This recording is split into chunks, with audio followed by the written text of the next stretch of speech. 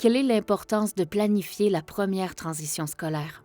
Quand on parle de première transition vers l'école pour un enfant qui présente un besoin de soutien particulier, ben, comme pour tout enfant, il faut préparer cette transition-là. Puis, ce qu'on sait, c'est qu'on le prépare pas 1 mois, 2 mois avant, là. On va parler de plus d'1 an avant.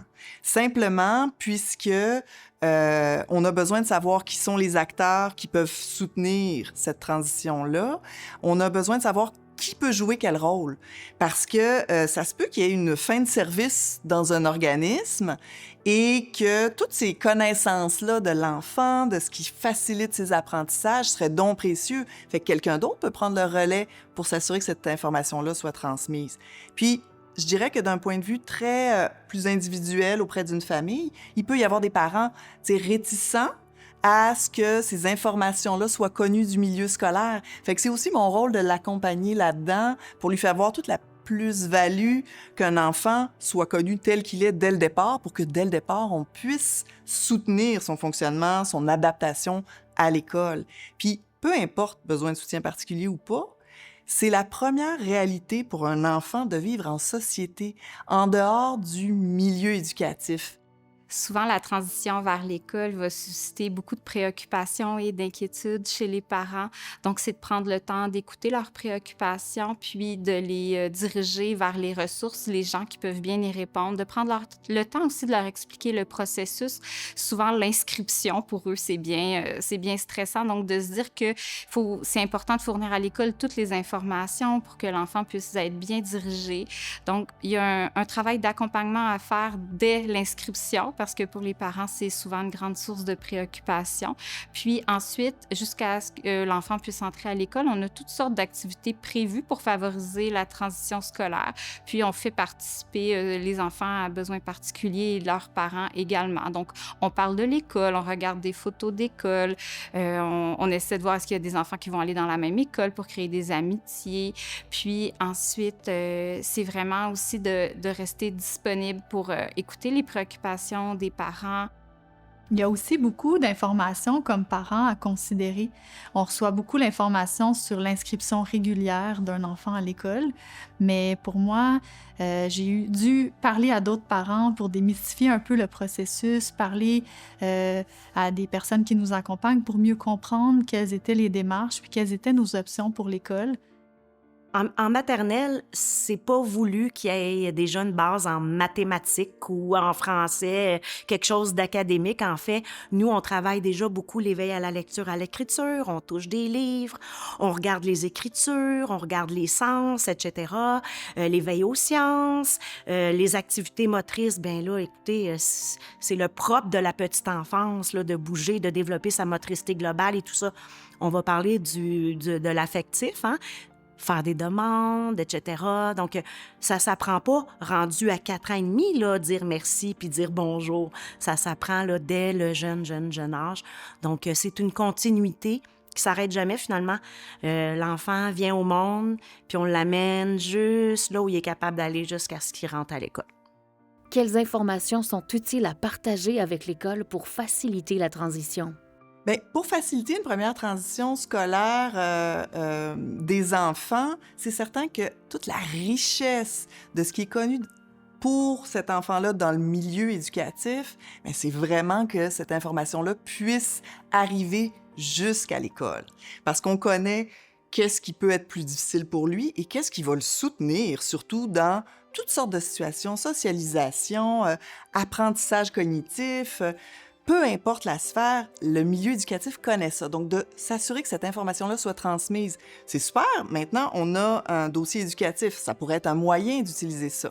Il y a des territoires où il y a des outils qui ont été élaborés carrément où les milieux éducatifs, en collaboration avec les écoles et les parents, s'assurent que l'information arrive jusqu'à l'école aussi. Donc ça, c'est super. Au niveau plus réseau santé, services sociaux, il y a des équipes scolaires qui existent dans chacune des écoles. Donc peut-être de faire le pont aussi avec cette équipe-là quand on sait que, il va peut-être y avoir des éléments à garder à l'esprit. Évidemment, quand on pense d'enfants à besoin de soutien particulier, souvent, il va y avoir tout un accompagnement plus conseillère pédagogique ou quoi, scolaire. Donc s'assurer aussi de faire le lien avec cette équipe-là mais il faut vraiment s'inscrire dans l'expertise du parent. Son expérience est tout aussi importante que l'expérience du milieu de garde ou les professionnels qui sont autour de l'enfant.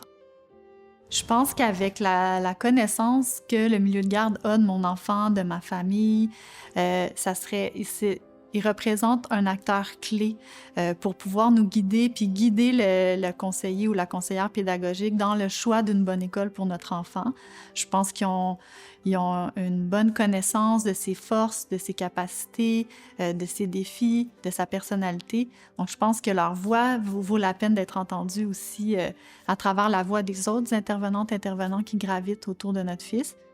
Toute l'importance de partager l'information du milieu de garde, du service de garde avec le scolaire.